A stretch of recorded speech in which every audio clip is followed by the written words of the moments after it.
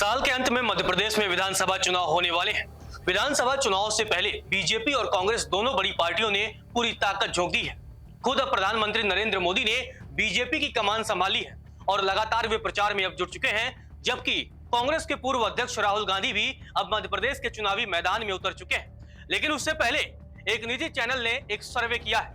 इस सर्वे ने बीजेपी को झटका दिया है, बीजेपी की टेंशन बढ़ा दी है, जबकि कांग्रेस के लिए सर्वे बड़ी खुशखबरी लेकर सामने आया है। आखिर मध्य प्रदेश में जब विधानसभा चुनाव होंगे तो क्या इस बार कमलनाथ की अगुवाई में कांग्रेस वापसी कर पाएगी? ये एक बड़ा सवाल था और इस सवाल का जवाब मिला है इस नए सर्वे में, क्योंकि नए सर्वे में मध्य प्रदेश में भारतीय जनता पार्टी को झटका मिलने का अनुमान है। और अगर जो सर्वे के नतीजे आए हैं अगर वो हकीकत में बदलते हैं तो इस बार राज्य की सत्ता से शिवराज सिंह चौहान को बेदखल होना पड़ जाएगा, यानी राज्य में कांग्रेस की सरकार बन सकती है।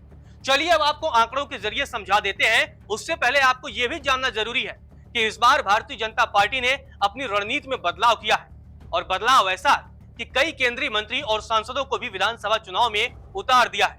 लेकिन क्या ये वो बीजेपी के नेता अपनी सत्ता बचा पाएंगे? क्या कांग्रेस की चुनौती को पार कर पाएंगे? चलिए अब आपको सर्वे के आंकड़े बता देते हैं। एक निजी चैनल ने यह सर्वे किया है। सर्वे के अगर नतीजों को आप ध्यान से देखें तो आपको पता चलेगा कि मध्य प्रदेश में विधानसभा की कुल 230 सीटें हैं, जिनमें से कांग्रेस के खाते में 118 से 128 सीट जाने का अनुमान है। यानी कि अगर आप देखें बहुमत के लिए जो संख्या है, जादुई जो आंकड़ा है 116 का है। ऐसी स्थिति में कांग्रेस को बहुमत मिलने का जो अनुमान है, नए सर्वे के जो नतीजे सामने आए हैं उसमें मध्य प्रदेश में कांग्रेस को पूर्ण बहुमत का अनुमान है। यानी अगर 118 से 128 सीटें कांग्रेस जीतती है मध्य प्रदेश में तो पूर्ण बहुमत की सरकार जो है कांग्रेस की मध्य प्रदेश में बन सकती है। 116 संख्या चाहिए और 118 से लेकर के 128 विधानसभा सीटें कांग्रेस के खाते में जाती हुई दिख रही हैं। और अगर ऐसा होता है तो मध्य प्रदेश की सत्ता से बीजेपी को बेदखल होना पड़ेगा। जबकि अगर बात की जाए तो बीजेपी के खाते में 102 से लेकर के 110 सीटें जाने का अनुमान है। मुकाबला बेहद ही कड़ा होने का अनुमान है, जबकि अन्य के खाते में 0 से 2 सीटें जाने का अनुमान है। लेकिन उससे पहले आप ये समझिए, इन आंकड़ों को समझिए कि कांग्रेस के खाते में लगभग बहुमत से ज्यादा जो संख्या है वो मिलने का अनुमान है, जबकि बीजेपी को इस बार बहुमत से कम संख्या मिलने का अनुमान है। 102 से लेकर के 110 सीटें भारतीय जनता पार्टी के खाते में जा सकती हैं, जबकि कांग्रेस के खाते में 118 से लेकर के 128 सीटें जाने का अनुमान है। अन्य के खाते में 0 से 2 सीटें जाने का अनुमान है। इस सर्वे ने बीजेपी की टेंशन बढ़ा दी है, बीजेपी की नींद उड़ा दी है, क्योंकि अगर ये सर्वे के जो नतीजे हैं हकीकत में बदलते हैं तो राज्य में भारतीय जनता पार्टी को सत्ता से बेदखल होना पड़ेगा। शिवराज सिंह चौहान की मुख्यमंत्री की कुर्सी खतरे में आ जाएगी। और अगर ये नतीजे होते हैं तो ये भी संभावना है कि कमलनाथ कांग्रेस के अगले जो है मध्य प्रदेश में मुख्यमंत्री बन सकते हैं, क्योंकि कांग्रेस को सर्वे में बहुमत मिलने का अनुमान है।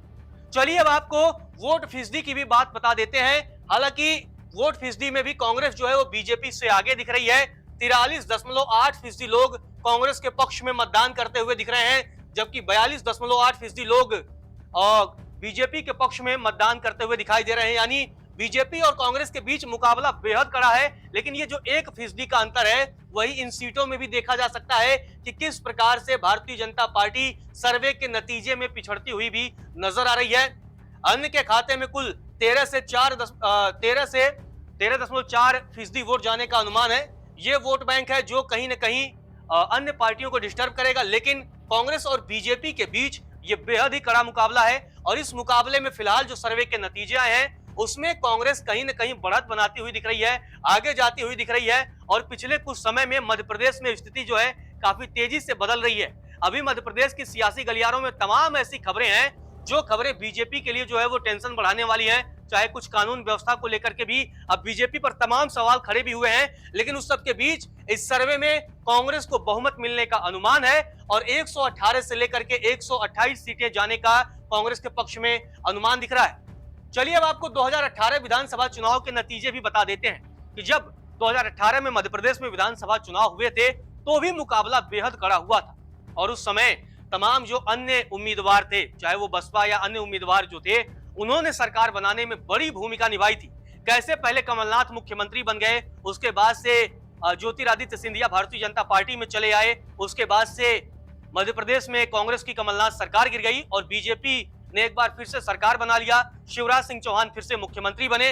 और अगर आप बात की जाए 2018 के विधानसभा चुनाव नतीजों की, तब भी 230 में से 114 सीटें कांग्रेस के खाते में गई थी। अगर आप देखेंगे तो बहुमत से महज 2 सीटें कांग्रेस के खाते में कम थी और कमलनाथ मुख्यमंत्री बने थे। बीजेपी के खाते में 109 सीटें गई थी। मुकाबला बेहद ही कड़ा हुआ था, दोनों पार्टियों के बीच महज 5 सीटों का ही अंतर था। लेकिन बाद में फिर से सरकार बदली, क्योंकि सिंधिया जो है वो भारतीय जनता पार्टी खेमे में चले आए, उसके बाद से कमलनाथ की सरकार गिर गई। वोट फीसदी की बात कर लें तो जब 2018 में मध्य प्रदेश में चुनाव हुए थे तो बीजेपी ने अच्छा प्रदर्शन किया था वोट फीसदी के लिहाज से, क्योंकि भारतीय जनता पार्टी के खाते में 41.02% लोगों ने मतदान किया था, जबकि कांग्रेस के खाते में 40.89% लोगों ने मतदान किया था। वोट फीसदी में बीजेपी थोड़ा आगे थी, लेकिन सीटों के मामले में 5 सीटें जो हैं वो कांग्रेस ज्यादा थी बीजेपी के मुकाबले। और इसी लिहाज से देखा जाए तो अब जब 2023 में विधानसभा चुनाव होने वाले हैं, तब भी ऐसा माना जा रहा है कि 2018 में जो मुकाबला बेहद ही नजदीकी था, इस बार भी कुछ ऐसा ही मुकाबला होने की उम्मीद है। और जो सर्वे के नतीजे आए हैं फिलहाल, ये इस निजी सर्वे में कांग्रेस को बहुमत मिलने का अनुमान है। लेकिन जब मध्य प्रदेश में विधानसभा चुनाव की तारीखों का ऐलान होगा, मतदाता पोलिंग बूथ पर जाकर मतदान करने के लिए पहुंचेगा, तब उसके दिमाग में क्या होता है और वो नतीजे साफ करेंगे कि मध्य प्रदेश में किसकी सरकार बनेगी।